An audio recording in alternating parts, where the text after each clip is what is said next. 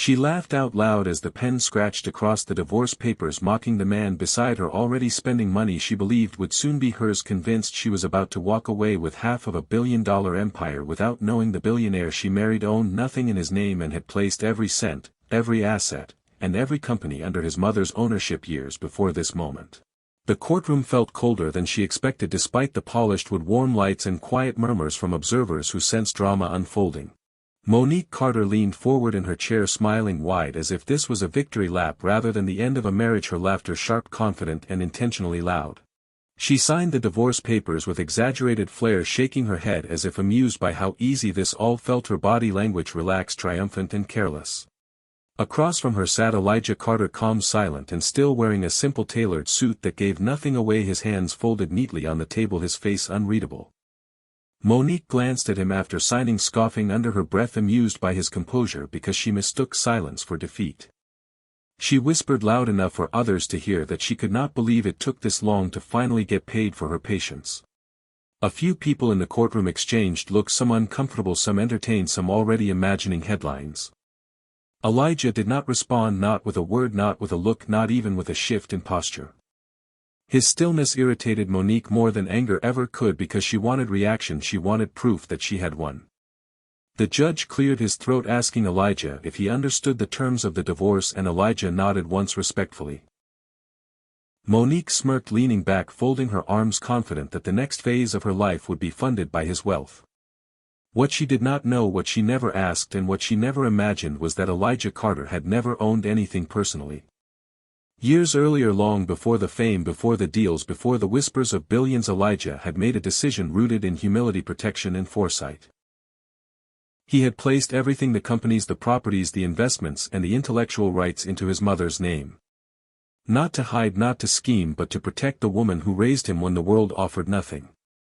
His mother, Ruth Carter, a quiet, disciplined woman who still lived modestly and never touched excess, was the legal owner of an empire few knew existed. Elijah believed wealth should never change character and that protection mattered more than pride. Monique never noticed because she never asked. She enjoyed the lifestyle, the access, the invitations and the status, assuming ownership without ever reading structure.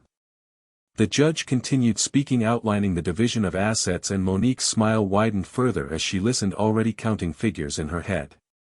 She imagined the homes, the cars, the freedom and the power she believed divorce would finally unlock. Elijah listened patiently, allowing the process to unfold, knowing exactly where this path led. When the judge reached the point of asset disclosure, there was a pause. He looked down at the file, adjusted his glasses and began reading. According to the submitted financial records, Mr. Carter does not hold personal ownership of any marital assets or corporate holdings. The words floated through the courtroom slowly, not yet landing. Monique laughed again, shaking her head dismissively, assuming this was some technical delay, some legal trick. She waved her hand, saying, "Everyone knows who Elijah Carter is and what he owns." The judge raised his eyes, calmly explaining that all assets connected to the Carter enterprise are legally owned by Ruth Carter, as verified by public and private records. Silence dropped heavily. Monique's laughter faded mid-breath as confusion crept across her face. She leaned forward, demanding clarification, her voice sharp-edged with disbelief.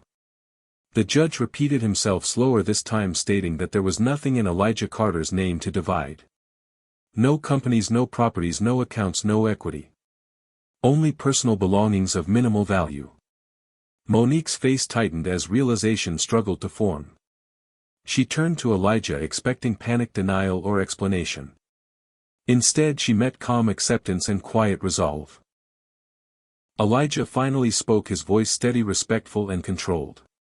He said softly that everything he built was always meant to honor his mother and protect legacy, not ego. He said he never believed in placing wealth where love was conditional. Monique stood abruptly, her chair scraping the floor as shock turned into anger. She accused him of deception, manipulation and betrayal, her voice rising as the courtroom watched. Elijah did not raise his voice. He reminded her gently that she never asked how things were structured because she never cared as long as the lifestyle flowed. The judge called for order as Monique struggled to process the reality crashing down on her expectations. She realized in that moment that the fortune she had already spent in her mind was never hers to claim. The power she believed she held evaporated instantly. Observers whispered, phones buzzed, and a few smirks appeared among those who understood the depth of the reversal. Elijah remained seated, composed and untouched by the chaos. He glanced briefly toward the back of the courtroom where his mother Ruth sat quietly, hands folded, eyes calm and proud. She had said nothing, asked for nothing and demanded nothing, yet held everything. Monique followed his gaze and finally noticed the older woman sitting with quiet dignity, realizing too late who truly held the empire. The judge concluded the session stating the divorce was finalized and that there were no divisible marital assets. Monique stood frozen, staring at papers that no longer represented victory but exposure.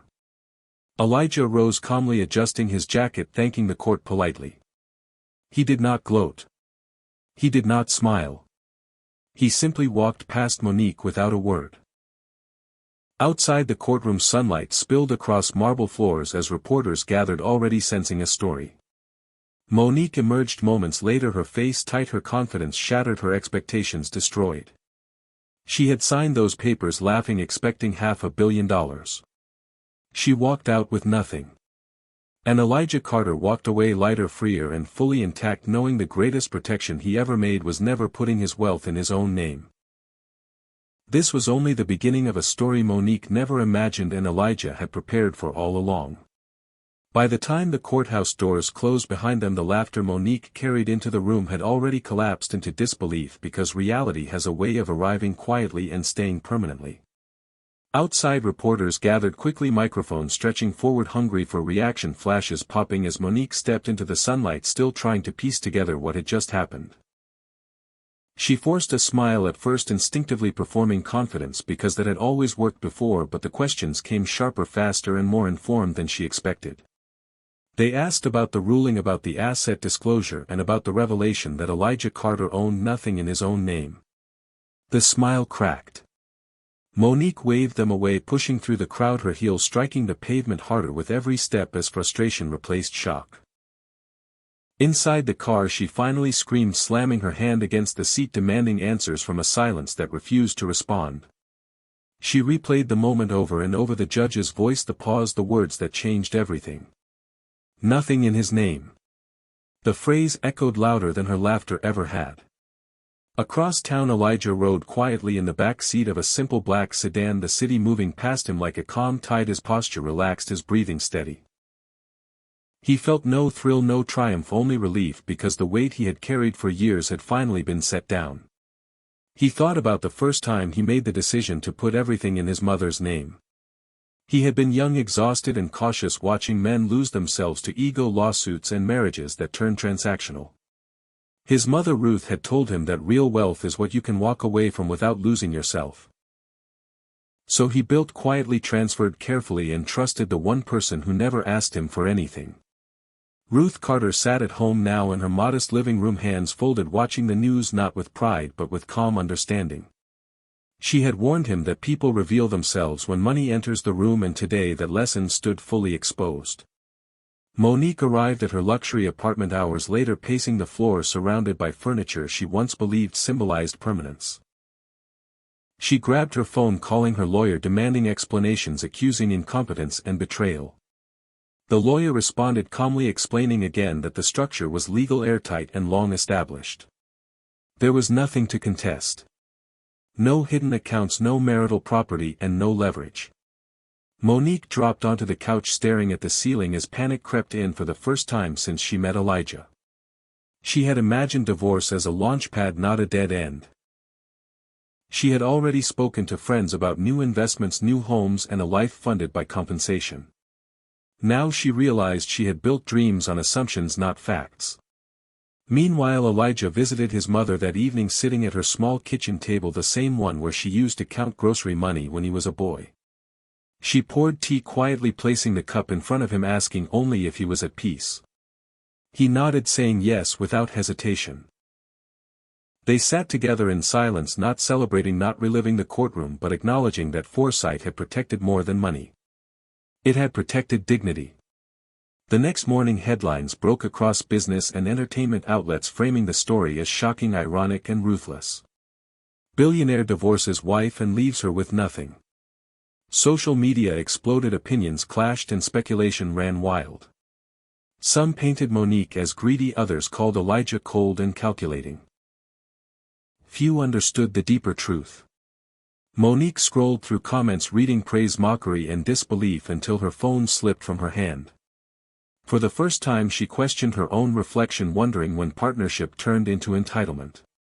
She remembered mocking Elijah for being cautious, calling him old-fashioned and overly loyal to his mother. Now that loyalty had outlasted her ambition.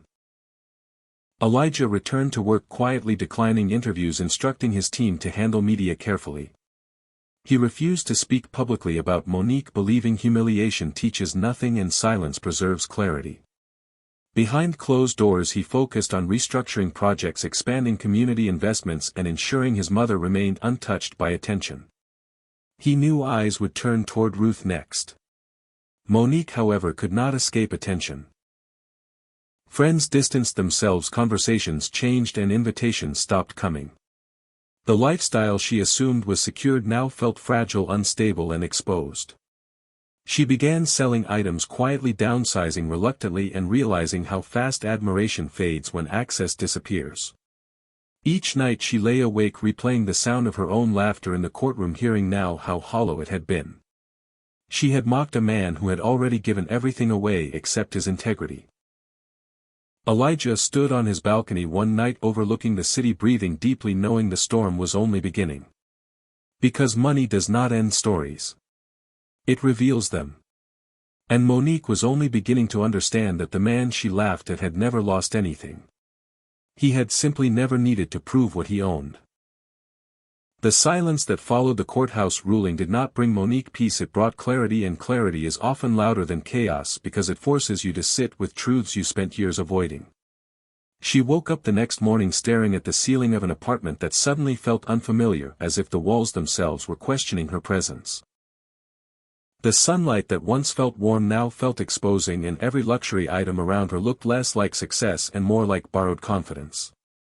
Her phone buzzed continuously, but not with congratulations or curiosity. This time it buzzed with distance. Friends sent short messages, some awkward, some evasive, and some never came at all. The absence spoke louder than any insult ever could. Monique scrolled through social media, watching commentaries spiral as strangers dissected her marriage, her laughter and her expectations. Some called her greedy, others called her foolish, and a few reminded her brutally that love built on entitlement always collapses. She wanted to scream that they did not know the full story, that they did not understand her sacrifices. But deep down she knew she had never tried to understand his. Across the city Elijah began his morning early, moving through his routine with deliberate calm. He dressed simply, reviewed notes and prepared for meetings that mattered not because of money but because of direction. He refused to let the noise outside dictate the rhythm inside. His phone rang constantly, with advisors, friends and business partners asking if he was all right, asking how he felt about the public reaction. He answered calmly, telling them he felt lighter than he had in years. That truth surprised even him. He realized that the marriage had not ended in the courtroom. It had ended long before, when laughter replaced respect. Monique spent the afternoon meeting with her lawyer again, hoping for a loophole, a technicality, anything she might have missed. The lawyer reviewed documents patiently, explaining again that the structure was not only legal but intentional and deeply protected. Every asset, every holding, every intellectual property rested in Ruth Carter's name. Monique clenched her jaw, asking why no one had told her this. The lawyer answered honestly, saying she never asked. Those words landed heavier than the judge's ruling. She left the office, walking aimlessly through streets she once traveled confidently, feeling the weight of her assumptions pulling her down. She remembered dinners where Elijah spoke about legacy and protection, and she dismissed him, saying life was meant to be enjoyed, not safeguarded. She remembered laughing when he said money changes people, and she believed she was immune. Now she was watching herself change, not from wealth but from loss. Elijah met with his executive team that evening, addressing the increased scrutiny around ownership structure. He assured them the foundation remained strong and that operations would continue uninterrupted. He emphasized that his mother would remain insulated from media attention and that any inquiries would be handled legally and respectfully.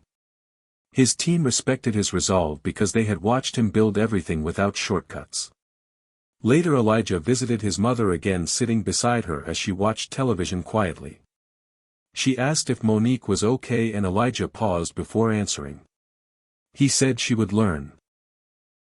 Ruth nodded, knowing lessons do not arrive wrapped in kindness, but they arrive nonetheless.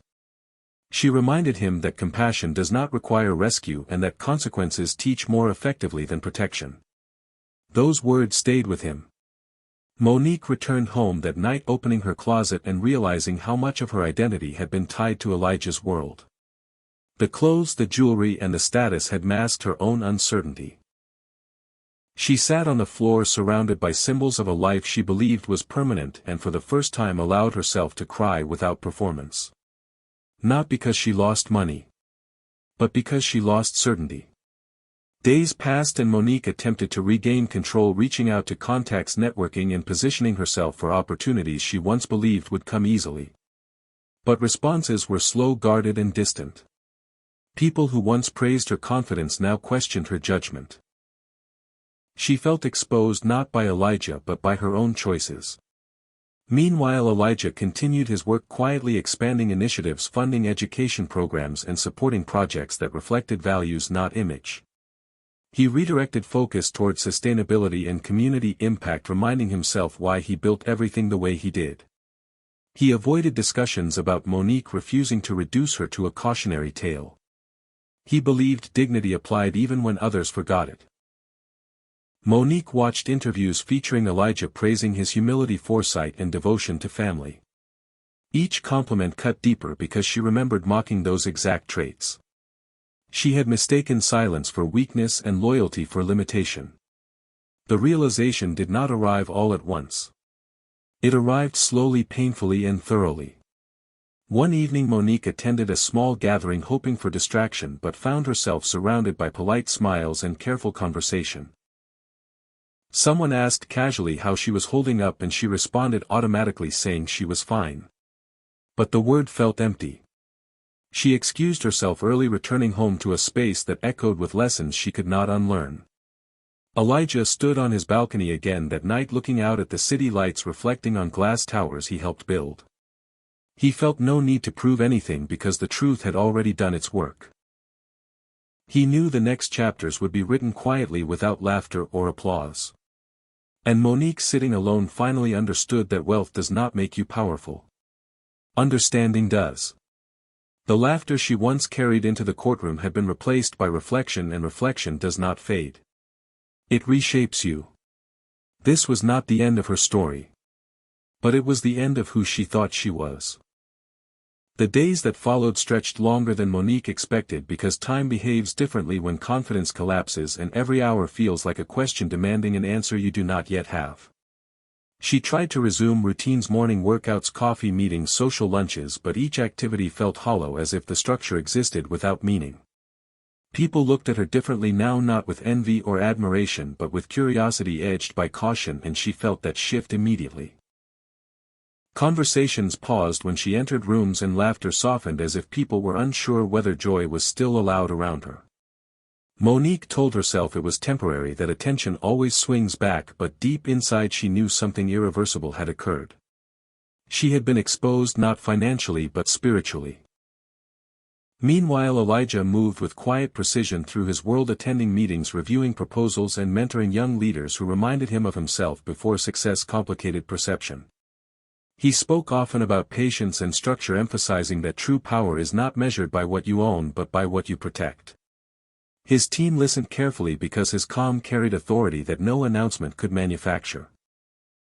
He refused interviews again, declining opportunities to shape the narrative because he believed narratives collapse under truth eventually without guidance. Monique, on the other hand, felt compelled to explain herself to the world, reaching out to friends, influencers, and contacts, attempting to reshape perception. But explanations sounded defensive and defenses sounded like admissions. She realized painfully that image once cracked cannot be repaired with effort alone. One afternoon she received a call from a former associate suggesting she write her own story publicly. The idea tempted her for a moment, but she recognized the trap. Any attempt to justify her laughter would only deepen its echo. She declined, choosing silence for the first time not as strategy but as necessity. At home she opened old journals, reading entries filled with certainty, entitlement, and assumptions she once celebrated. She noticed how often Elijah's name appeared not as a partner but as a background figure, assumed stable, assumed endless, assumed replaceable. That realization settled heavy. She remembered conversations where he asked simple questions about goals, values, and future plans, and she dismissed them as unnecessary caution. She had mistaken foresight for fear. Elijah visited his mother again, bringing groceries, sitting with her as she folded laundry in the same modest home she had never left. She asked him gently if he felt guilt, and he answered honestly, saying no. He explained that he never hid the truth, he simply never volunteered what was never requested. Ruth nodded, agreeing that curiosity reveals respect and entitlement reveals indifference. She reminded him that wealth placed in her name was never about avoidance but about grounding, because roots hold trees upright in storms. Those words resonated deeply. Monique faced practical changes quickly, selling items, negotiating leases, and recalibrating expectations she once believed were non-negotiable.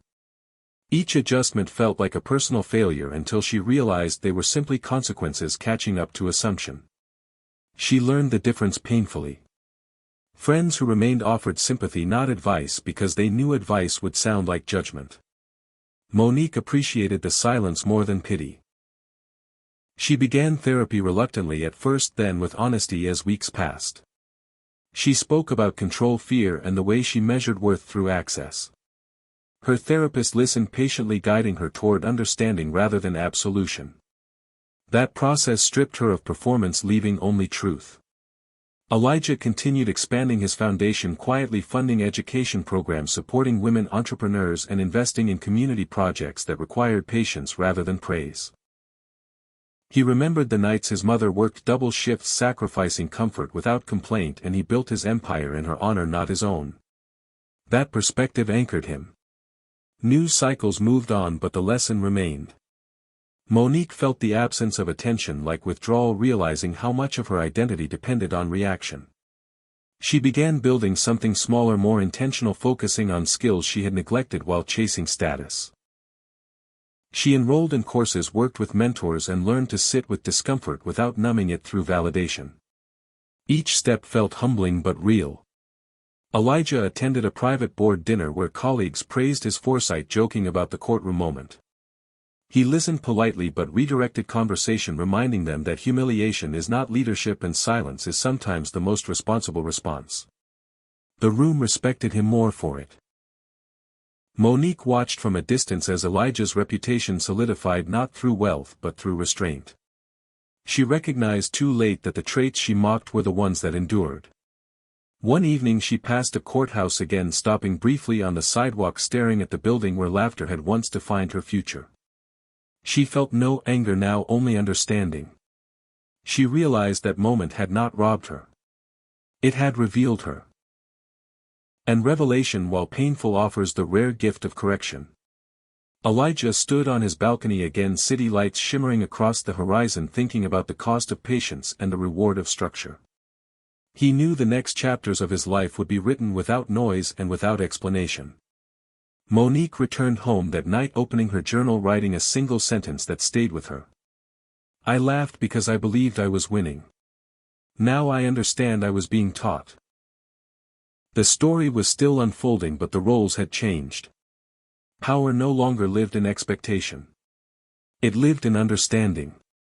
The next season of Monique's life unfolded with uncomfortable honesty as routine stripped of illusion forced her to confront who she was without applause and without assumed entitlement. Each morning she woke earlier than before, not driven by ambition but by the quiet need to rebuild structure that no longer depended on someone else's shadow. She learned quickly that discipline feels different when no one is watching, and that consistency without reward reveals intention more clearly than any public success. Her therapy sessions deepened, moving beyond surface regret into patterns she had ignored for years, patterns rooted in fear of insignificance and the belief that control was the only language power understood.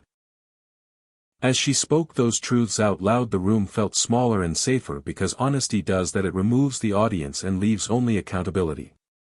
She began volunteering at a local nonprofit, not for optics but for grounding, working beside women who had lost far more than status and who rebuilt without bitterness. Those conversations humbled her, because pain did not make them cruel and loss did not make them small. They reminded her that character is not tested by gain but by response to loss. Meanwhile, Elijah watched his company mature beyond anything he initially imagined. As leaders he mentored stepped forward, carrying the culture he insisted on protecting. He reduced his presence, intentionally empowering others to lead, knowing legacy is measured by what survives without you. His mother Ruth remained the quiet center of everything, still living simply, still declining attention, and still reminding him that money only amplifies who you already are. He visited her often, bringing groceries and stories and listening more than speaking, because wisdom does not rush to be heard. The media storm faded as it always does, leaving behind only the people who mattered and the lessons that stuck. Monique noticed that her phone rang less, but when it did the conversations felt more real and less transactional. She built a small consulting practice focused on organizational ethics and leadership accountability, drawing directly from the pain she had lived through. Clients trusted her because she did not pretend to be flawless, and because her caution came from consequence, not theory. Every success felt earned rather than expected, and that difference changed everything. Elijah received invitations to public stages and industry forums but accepted selectively, choosing spaces where values mattered more than spectacle. When he spoke, he focused on protection, structure, and the unseen decisions that prevent collapse. He never mentioned his divorce and never framed himself as a victim, because he understood that power spoken too loudly loses credibility.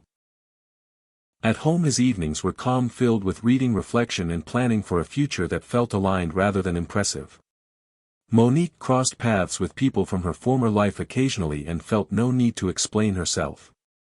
She allowed silence to speak where justification once rushed forward. She noticed how much lighter she felt without carrying the weight of expectation she never earned. One afternoon she received an email from a young woman asking for guidance on navigating ambition without losing integrity. Monique responded thoughtfully, sharing her story without names or drama, emphasizing the importance of curiosity, humility, and asking the right questions before assuming outcomes. The response felt more meaningful than any check she once imagined receiving. Elijah expanded his foundation, quietly funding education and legal literacy programs designed to teach young entrepreneurs how to protect themselves long before success arrives. He believed prevention was the highest form of wisdom, and that generosity without ego multiplies impact. Years passed and the memory of the courtroom shifted from shock to lesson in public consciousness. People referenced it less as scandal and more as caution. Monique and Elijah did not reconcile and did not need to. Their growth happened on separate paths shaped by the same truth. Assumption is expensive. Structure is protection. And respect must exist before reward. On a quiet evening Monique sat at her desk reviewing notes from a workshop she had just led, feeling a calm pride that did not seek validation. She realized she had finally built something that belonged to her alone. Elijah stood on his balcony watching the city settle into night, feeling the same calm from a different place. He knew the greatest wealth he ever secured was not in his mother's name or his company's. It was the clarity to walk away without losing himself. Both understood now that laughter in the courtroom was never the ending. It was the beginning of truth unfolding. And truth once revealed does not need revenge. It simply continues teaching. The story moved forward not with drama but with alignment. Because the loudest lessons arrive quietly. And the deepest consequences last long after the room empties. The months that followed reshaped Monique in ways she never anticipated, because growth that is forced by consequence does not ask permission and does not move gently. She learned to live with fewer distractions, fewer assumptions, and fewer people applauding her choices, and in that quiet she finally heard herself clearly. Her mornings became disciplined, not glamorous, starting with planning, reflection, and intention rather than scrolling validation. She studied financial literacy deeply for the first time, not to reclaim lost wealth but to understand how ignorance had made her vulnerable to illusion. Every concept she learned felt like a mirror revealing how casually she once equated proximity to money with ownership of it. She realized painfully that she never knew how wealth worked, only how it looked. That understanding humbled her more than the courtroom ever could. Her consulting work slowly gained credibility as organizations appreciated her honesty, her caution, and her emphasis on long-term structure over short-term praise. She spoke openly about how ambition without curiosity leads to blindness and how entitlement grows when questions are never asked. People listened because her voice carried scars, not arrogance. Meanwhile, Elijah began preparing the next phase of his life, quietly stepping back from daily operations and focusing on succession. He believed true leadership includes knowing when to let go and how to empower others without fear of being replaced. He spent more time mentoring executives, privately sharing lessons about ego protection and the danger of letting personal relationships intersect with unstructured power. His mother Ruth remained central to every decision, reminding him that legacy must feel safe, not impressive. She declined offers to move into luxury residences, choosing instead to remain in the neighborhood that shaped her values. That choice grounded Elijah daily. Monique visited her own mother more often, now sitting at the kitchen table where she once dismissed advice as outdated. They talked honestly about expectations, mistakes, and the cost of believing success excuses behavior. Those conversations healed something old and unspoken. Monique admitted she laughed in court not because she was cruel but because she believed laughter proved she was in control. Now she understood control without understanding is fragile. Elijah watched quietly as public perception shifted from spectacle to respect. The narrative was no longer about leaving a woman with nothing but about foresight, discipline, and the quiet wisdom of protecting legacy. He never corrected misconceptions, allowing time to reveal what explanations never could. One evening Monique attended a small business panel where Elijah was mentioned indirectly as an example of silent architecture. She listened without flinching, without resentment, and without regret. She recognized that the man she mocked had never needed validation because he built systems, not impressions. That realization no longer hurt. It instructed. She returned home that night, writing in her journal about the difference between being admired and being anchored. She wrote that admiration fades but anchors hold during storms. Elijah spent the same evening reviewing scholarship recipients funded through his foundation, reading letters from students who spoke about opportunity changing family trajectories. He felt fulfilled in a way money never delivered. The divorce no longer occupied his thoughts except as a reminder that love requires shared values, not shared lifestyles. Monique slowly paid off debts, downsized further, and stabilized her life with intention. Each milestone felt earned, and that earned feeling mattered more than any imagined settlement ever could. She no longer chased luxury but clarity. Years earlier she would have laughed at that idea. Now she lived it. The world moved on but the lesson stayed. Wealth without knowledge is illusion. Marriage without respect is transaction. And laughter without understanding is temporary. Both Monique and Elijah continued forward, separate, whole, and aligned with truths that reshaped them permanently. The story was no longer about who walked away with money. It was about who walked away with wisdom. And wisdom, unlike wealth, cannot be taken, assigned, or transferred. It must be learned. And once learned, it stays. By the time another year passed, the weight of the courtroom moment had transformed completely from a sharp memory into a quiet compass that guided Monique's decisions without announcing itself. She noticed how easily she now paused before reacting, how instinctively she questioned assumptions, and how deeply she listened when others spoke about ambition, money, or power.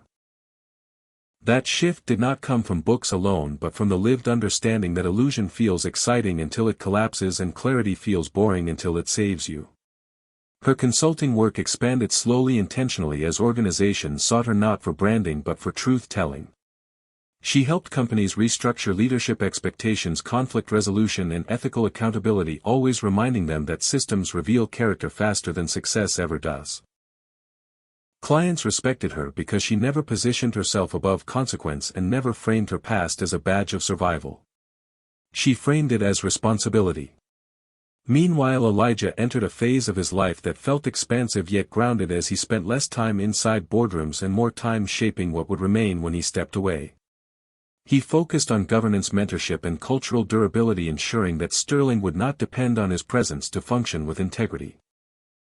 He believed the ultimate test of leadership is what continues when your voice is no longer the loudest in the room. His mother Ruth watched him with quiet pride, never boasting, never claiming credit, and never allowing wealth to redefine her identity. She continued attending church, volunteering locally, and living in the same house because she believed consistency was the strongest statement of values. Elijah honored that belief by keeping his own life intentionally simple despite public curiosity and growing myth around his discipline. Monique sometimes encountered remnants of her former social circle at events where conversation felt cautious and polite. She no longer felt the sting of exclusion because she understood that access without trust is hollow. She focused instead on relationships that allowed honesty, vulnerability, and growth. She learned that rebuilding does not require erasing your past but reinterpreting it honestly. One afternoon she received an invitation to speak at a small leadership retreat for young women navigating career transitions. She accepted, thoughtfully crafting a message centered on curiosity, humility, and the danger of assuming you understand power simply because you stand near it. She shared her story without spectacle, describing how laughter in a courtroom had been the loudest moment of her life yet taught her the quietest lesson. The audience listened intently, not because of scandal but because truth resonates when delivered without ego. Elijah heard about the retreat later through mutual connections and felt a quiet sense of completion. Not because Monique had changed for him but because she had changed for herself. He never sought acknowledgement, apology, or reconciliation. He believed closure arrives when understanding replaces resentment. The city continued to move forward, industries shifted, markets fluctuated, and attention drifted elsewhere. But the underlying lesson remained steady for those paying attention. That wealth unstructured invites conflict. That love unexamined invites entitlement. And that laughter aimed at another often reveals more about the speaker than the target. Monique built a life that felt quieter yet more grounded than the one she imagined when she signed those papers. She measured success by alignment, not applause, and that measure rarely disappointed. Elijah spent evenings reading, writing, and mentoring, enjoying the freedom of knowing he had nothing to prove and nothing to protect beyond values. He reflected often on the moment he placed everything in his mother's name, recognizing it as the most defining decision of his life. Not because it preserved money but because it preserved perspective.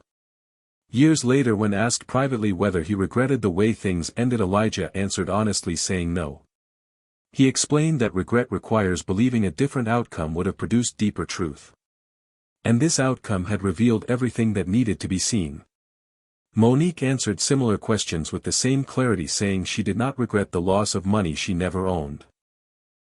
She regretted the assumptions she carried without curiosity. Both lives continued separate, whole, and honest.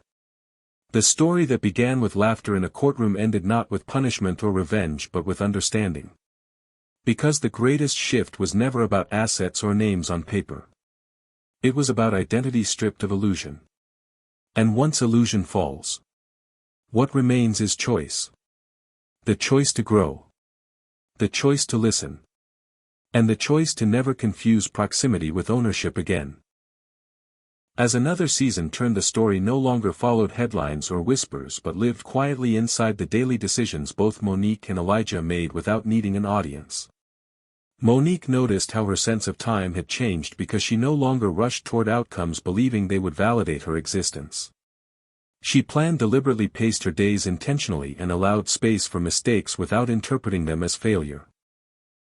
Her work grew deeper as clients returned, not for spectacle but for substance, trusting her guidance because it came from hard-earned understanding. She built frameworks for organizations that emphasized transparency, curiosity, and shared responsibility, often reminding leaders that ignorance is not neutral, it is expensive. Those words carried weight because she had paid that price herself. She trained younger professionals, teaching them to ask uncomfortable questions early, to read documents carefully, and to understand that money, power, and ownership rarely sit where appearances suggest. Many listened closely, recognizing the quiet authority in her voice. At home Monique lived simply intentionally and without the excess that once defined her identity. She found satisfaction in routines, cooking, reading, walking and writing because peace no longer felt like emptiness. She learned that clarity does not arrive dramatically, it settles gently when you stop performing. Elijah continued shaping his legacy by investing time rather than attention into projects that would endure. He sat with boards not as a figurehead but as a guide, reminding leaders that culture collapses when accountability is outsourced. He encouraged decentralization, shared authority and systems that rewarded integrity over speed. His mother Ruth remained the anchor of everything, still refusing recognition, still living with quiet dignity. She reminded Elijah often that money does not protect you, character does. He listened because her life had proven that truth long before his success ever did. The media occasionally resurfaced the divorce story, framing it as legend, irony or caution depending on the outlet. Neither Monique nor Elijah engaged with those retellings. They understood that stories retold without context lose meaning and that truth does not require defense once it has shaped behavior. Monique attended a conference one afternoon where a speaker discussed wealth division in divorce using anonymized examples that echoed her own experience.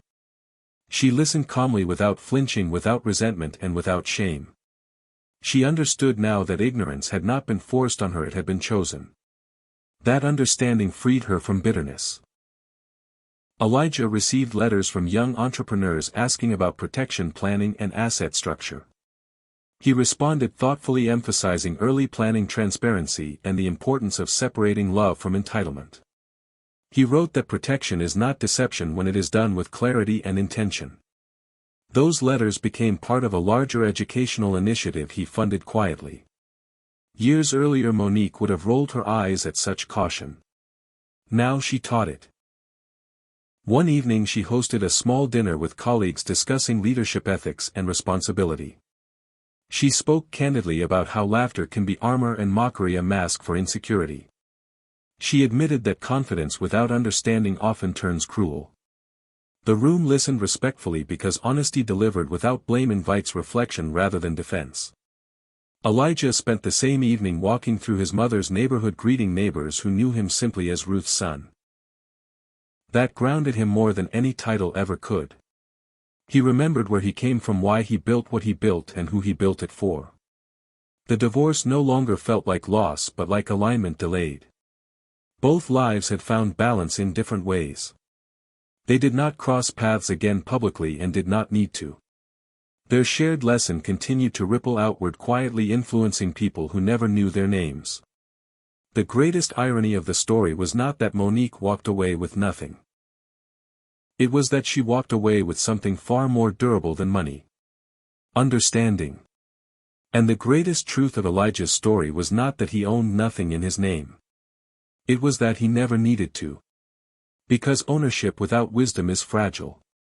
And wisdom once learned reshapes everything. The story had almost reached its end, not with applause, not with punishment, but with perspective. Because some lessons are not meant to be loud. They are meant to last. And this one did. The final chapter did not arrive with celebration or apology, because life rarely closes its most important lessons with ceremony, and instead it settles them quietly into who you become. Years had passed since the courtroom laughter, since the mocking smile, and since the pen scratched across papers that Monique once believed would unlock half of a fortune. That moment no longer lived in her chest as pain or shame, but as memory sharpened into wisdom, a reminder she carried without resentment. Monique stood now in a place she had built herself, not lavish, not headline-worthy, but solid, dependable and honest.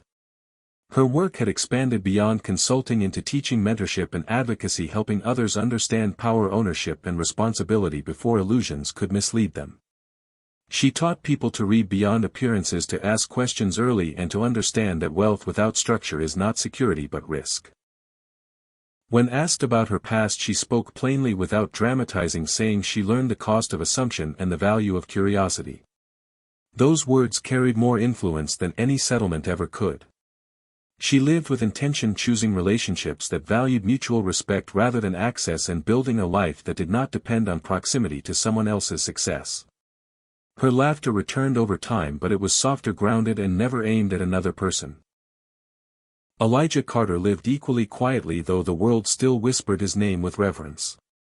He had stepped fully into a role of stewardship, guiding foundations, mentoring leaders, and protecting the systems he built from ego and decay. His greatest pride was not in the empire still legally under his mother's name, but in the culture that survived without his constant presence. Ruth Carter continued her life unchanged, attending church, helping neighbors, and living in the same modest home because she believed humility was the strongest inheritance she could pass on. Elijah visited her often, sitting at the same kitchen table where lessons about patience, sacrifice, and foresight had been taught long before money ever entered the picture. They spoke about life, not business, about values, not valuation, and that grounding kept him whole. The divorce was rarely mentioned anymore because it no longer defined either of them.